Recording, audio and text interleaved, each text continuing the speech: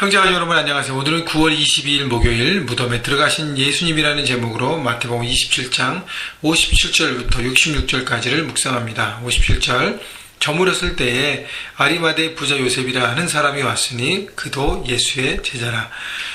자, 예수님이 십자가 달려지는 그날 그 저녁에 그 밤에 아리마대 부자 요셉이라는 사람이 왔다 했습니다. 누구한테 왔냐면 58절 빌라도에게 나타났다는 것이죠. 자, 그도 예수의 제자를 했어요. 아리마대 요셉은 다른 복음서에 보면 그는 유대의 공회원이었고 하나님 나라를 기다리는 사람이었고 예수님의 제자라고 표현합니다. 자, 유대인의 공회원으로서 예수님을 믿고 의지하고 바라보고 하나님의 아들인 것을 믿고 예수님의 제자로서의 삶을 조용조용히 따라가고 있던 사람들입니다. 자, 그런데 이 아리마대 부자 요셉이 저물었을 때에 나타난 것은 그래도 아직은 자신의 신앙을 드러내기가 약간, 왜냐하면 예수님이 죽으셨기 때문에 예수님이 죽으시면 모든 공회원들이 찬성하며 이 모든 것들을 진행했는데 그런 어떤 위협이 있기 때문에 밤에 이 아리마대 요셉은 움직였습니다. 예수님의 제자로서 어떻게 할 것인가. 58절 빌라도에게 가서 예수의 시체를 달라 하니 빌라도가 내주라 명령하거늘. 자, 빌라도 총독에 가서 예수의 시체를 허락받고 본인이 이렇게 장사하고 장례를 치르려고 하는 것입니다. 빌라도에게 자신을 드러냈다는 것은 이제 자신이 예수님의 제자고 예수님을 따르는 사람이라는 것을 보여주는 것입니다. 근데요, 여러분 기억할 것은 이 빌라도 총독이 아리마대 요셉에게 시체를 내줄 수 있었던 것은 그가 유대인의 공회원이었고 부자였고 사회적인 위치와 영향력이 있던 사람이었기 때문에 빌라도도 믿고 이렇게 내줄 수 있었다는 것입니다. 여러분, 그래서 아리마대 요셉은 자신의 위치, 자신의 영향력, 자신의 파워를 사용해서 자기를 위해서 쓰는 사람이 아니었고 하나님 나라를 위해서, 특별히 주님을 위해서 그것을 사용했습니다. 여러분, 그래서 제가 늘 여러분들에게 최고가 되십시오, 그 분야의 1인자가 되십시오 강조하고 있는데, 여러분 그 고지를 점령하는 이유는 영향력과 파워예요.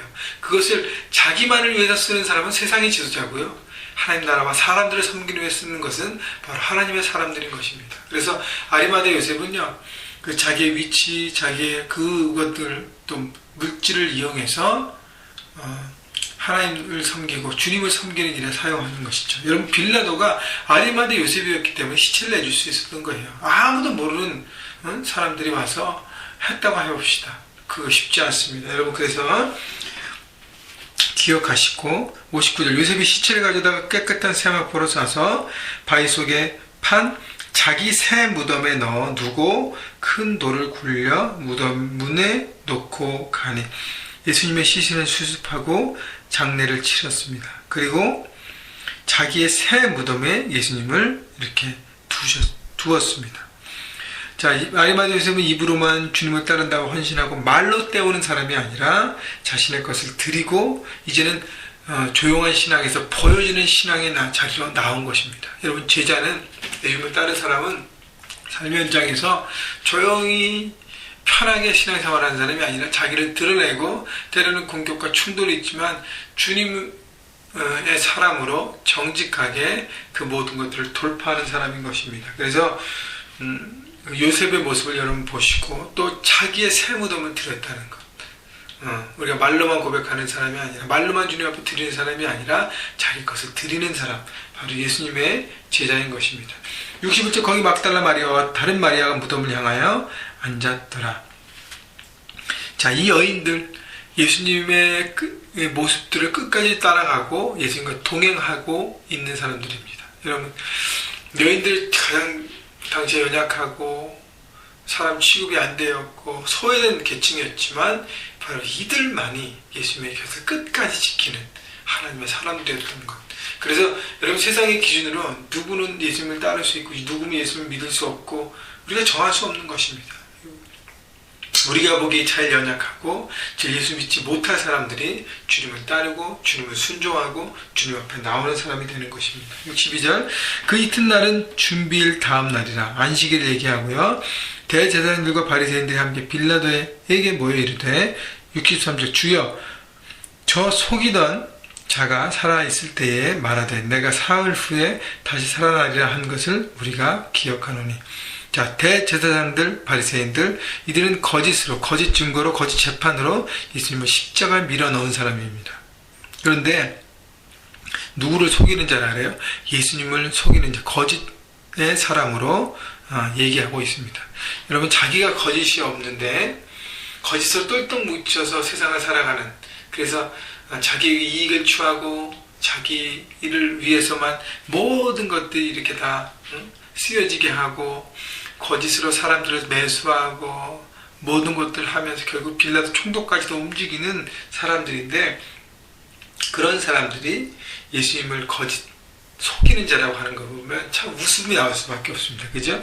거짓된 사람들은 다른 사람도 다 거짓되게 생각하고요. 자기의 거짓됨을 바라보지 못하고 다른 사람의 거짓됨을 얘기하는 우스운 모습인 것입니다.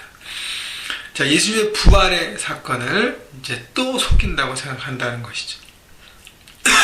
죄송합니다. 64절 그러므로 명령하여 그 무덤을 사흘까지 굳게 지키게 하소서. 그의 제자들이 와서 시체를 도둑질하여 가고 백성에게 말하되 그가 죽은 자 가운데서 살아났다 하면 후에 속임이 전보다 더 클까 하나이다 하니. 자, 예수님의 부활을 염려하여 하는 종교 지도자들의 모습인 것입니다. 겨우 생각이 자기 수준이에요. 항상 거짓을 하니까 예수님의 그 부활도 거짓이라고 생각하는 것이죠. 그러니까 육의 생각에 머무는 것이에요. 다른 사람도 다 거짓되게 생각하는 것이죠. 그래서 제자들이 어떻게 해요? 예수님의 시체를 도둑질하고 부활을 증거한다고 그들은 생각하는 것입니다. 여러분, 그렇기 때문에 그들은 하나님의 진리를 바라보지 못하고 진리를 따라가지 못하고 예수님께서 그렇게 말씀하셨는데 자기의 것에 꽉 목조에서 닫혀 있으니까 진리를 듣지 못하고 거짓의 삶을 사는 것입니다. 65절 빌라도가 이르되 너에게 경비병이 있으니 가서 힘대로 굳게 지키라 하거늘. 66절 그들이 경비병과 함께 서서 돌을 임봉하고 무덤을 굳게 지키니라. 그들이 할 수 있는 최선을 다했습니다. 그리고 무덤을 지켰어요. 근데 이 모든 행위가 바로 육의 생각, 자신의 수준에 머무는 것입니다. 여러분, 자신의 수준으로 예수님의 부활과 예수님을 바라본 것입니다. 여러분, 돌문을 막는다고 예수님의 부활을 막을 수 있습니까? 육의 부활, 육신에 머무는 생각 가운데 머무는 것이죠. 여러분, 영의 사람이 우리 영적인 눈으로 띄워져서 주님의 부활도 생각해야 합니다. 물론 이 부활의 이렇게 몸이 어떤 것인가는 정확하게 모르겠지만, 그러나 육은 썩어지고 우리 영이 부활하는 것입니다. 자, 그래서요,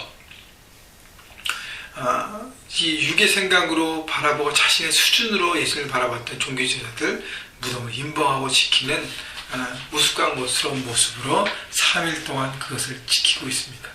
여러분, 하나님의 말씀 사람이 막는다고 막아지나요? 그렇지 않습니다. 하나님의 말씀은 어떤 상황과 환경 가운데도 반드시 이루어집니다. 주님의 부활 역사적인 사건이고 그 주님이 첫 번째 부활의 열매가 되어서 우리 모두에게 부활을 보여주시고 영원한 삶으로 인도하시는 것입니다. 여러분, 오늘 아리마대 요셉과 종교 지도자들의 모습이 비교가 되는데 과연 나는 어떤 삶을 살 것인가?